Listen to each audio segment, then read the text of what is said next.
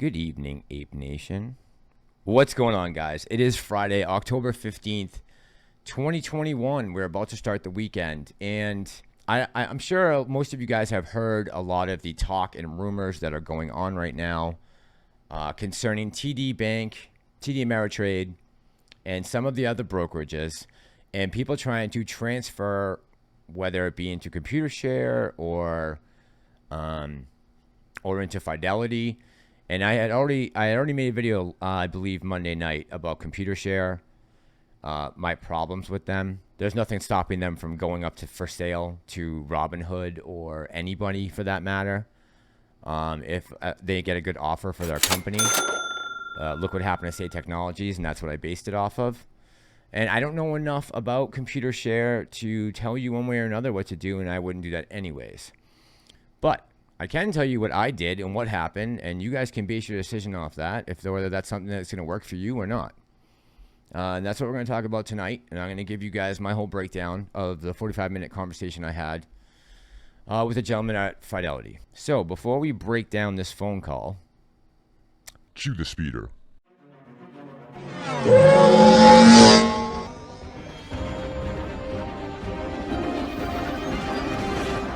And you just said that on camera. This going viral. guys, thank you so much for crushing it and getting me to 1,000 subscribers. If I haven't earned your subscription yet, this is the way. All right, so let me break down this phone call for you. And real quick, I just want to touch on AMC because, you know, she is such a resilient stock. It amazes me how well she continues to perform. And yeah, I know the broader market today was extremely bullish. I mean, I've never seen so much green on a trading app before since probably July. There was a lot of bullish sentiment in the market today. Everything's up. Crypto's up. None of it makes any sense, but it's all up. And, you know, what happened today? I mean, we were looking like we were going to cruise to $41. We touched it a couple times. And then we had 1, 2, 3, 4, 5 like 40-cent candles got dropped on us an hour into the closing bell. And, you know, a lot of people had speculated and said, listen, we're not going to close over 41 today. And sure enough, I mean, it doesn't take Nostradamus to be able to predict some of these things on Fridays with these options. And it looks like a lot of options trading is going down. Thank God for retail, because half of the people out there do not know what they're doing. And that's a problem. It's been a problem. They've been making bank. That's all money in their pocket that they never even have to worry about. They put these call options out there because they're enticing and they pay well, right? So I do my trading through a couple different brokerage apps. I had an E-Trade account that I had just 10 shares of AMC in. And that was going to be my to the moon or to the Pluto or wherever we're headed, Andromeda. That was going to be my to the moon block of shares that I was going to hold on to until I felt like it's just impossible that we go any higher. Those would be my 10 shares that I would leave out there till the very end and try to capitalize as much as I can possibly on them. So what I did was basically I took those 10 shares. Now I opened the Fidelity account a couple of days before, so everything was in place. I had all my, you know, everything was filled out. They had all my bank account information. Everything like that was done. So when I called, all I had to do was start the transfer. And that was really easy. I just went into my E-Trade account. There's something in there that you can pull up your statement, paper PDF form. I downloaded that while I was on the phone with Fidelity, sent that over to them, and they picked it up. They saw what my account balance was, what I owned, 10 shares of AMC.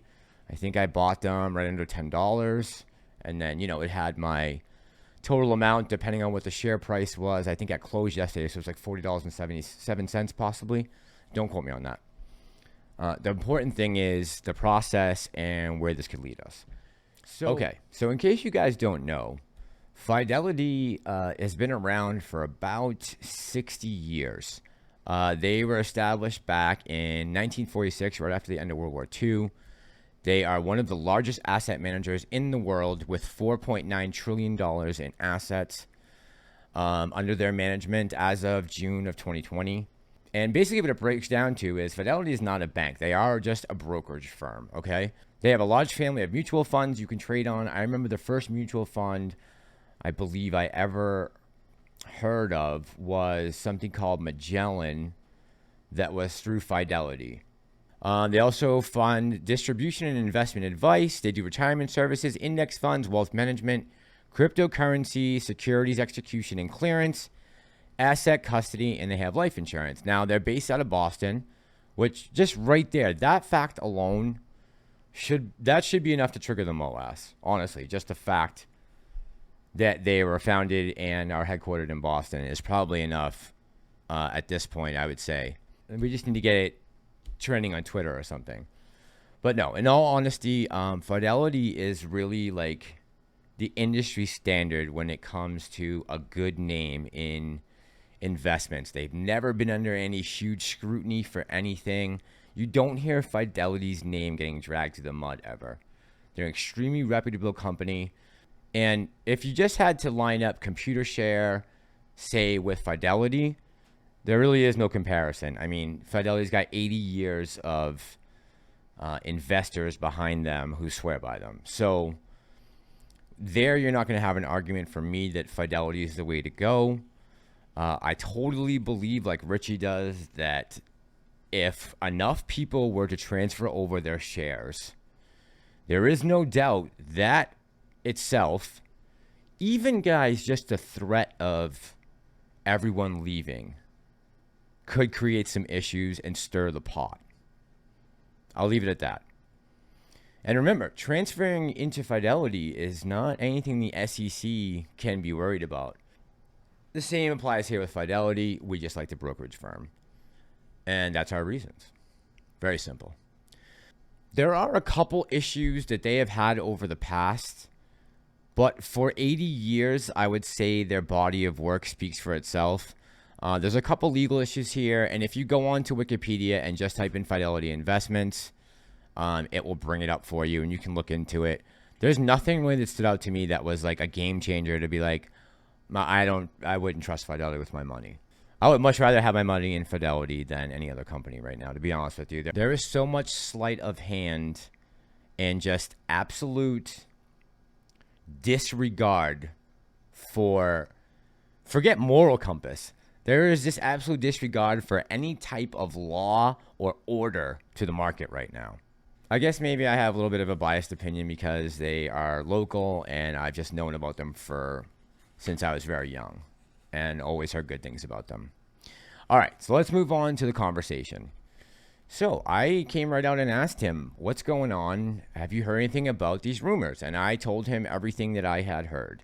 And we broke it down question by question. And I said, all I want to do is I want to transfer these 10 shares of AMC and maybe a share of GME out of my WEBULL account and just see how the transfer goes. I want to know how long it takes because eventually I would like to dump all of my portfolio into Fidelity. But I want to see how long this transfer takes and if you're able to locate the shares. And yeah, it's a small amount. It's only 10 in one. I just want to see how it goes before I do anything drastic. And I think that's just a smart thing to do if you can. So we talked, and I told him about the conversation I had back in January with Fidelity when the gentleman on the phone told me that after January 28th, when Robinhood shut off the buy buttons and WEBULL and the rest of them, that they had problems getting shares from Robinhood. That was true. He had some issues with this.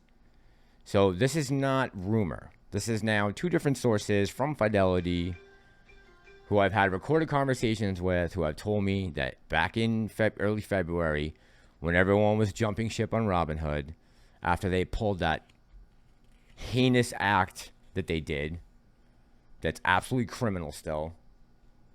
If that still doesn't get you heated today to stay in this movement, I don't know what will. As far as right now goes, he said he has not had any issues with people who are opening new accounts and trying to pull from other brokerage firms. Now, he said, I can't speak for everyone. I can only speak for myself. Right. And he told me, since I was transferring out of ETRADE, that more than likely the 10 shares from ETRADE will be an easy transition. The transaction will occur within 3 to 5 business days. So that process was started today. You're gonna, if you do it, they're gonna send you the same thing I think that we probably all did back in the day when we first opened our brokerage accounts. And that is, they're gonna make 2 small deposits, like under 10 cents. You're gonna have to tell them what that amount was. And at that point, you can link your bank account to start doing deposits. They will give you dry powder before the transaction clears. It's pretty much standard. I didn't notice anything. Although, if you do want to hit me up on Twitter, he did say, well, hit me up on Twitter if you want any more information about Fidelity, and we'll talk. So yeah, so now it's just going to be a waiting game. And I just wanted to let you guys know what was going on. You guys know I like to be totally transparent with all of my subs on this channel. And I appreciate all you guys who have helped me build this channel and who have supported this movement. And I think transparency is really, really important. So I'm going to continue to do that. And that's the whole point of making this video tonight, was just to let you guys know what's going on and hopefully to give you a little bit of insight into what would happen if you decide that you want to do the same thing. And I'm going to finish up by just saying I really do think that if we're going to be waiting around for margin calls, it could take a very long time, guys, right? We know they have been kicking this can. That doesn't mean that we can't speed up the process by doing one simple thing. And that's getting out of all of these brokerage apps who are using payment for order flow, who are directing through Virtu and Citadel and Susquehanna and these other big clearers. And you're having a direct impact on the market. They're not holding your shares for God knows how many days or sending them to a dark pool or anything like that. And I think we need to talk it up in this community. I think we need to start really seriously thinking about just starting to get out of these apps that are just causing all this drama and headaches. And you guys know I will never tell you what to do, but look into it. See if it's something that works for you. And if it does, let's have a conversation. Tell me down in the comments. Do you think there's a possibility if a massive amount of APES were to transfer over to Fidelity, would that put a little bit of fright into the hedge funds to say, oh God, we got to start covering? Because they're going to come looking for their shares. I don't know. I'd like to know what you guys think. So if you want, drop me a comment, let me know.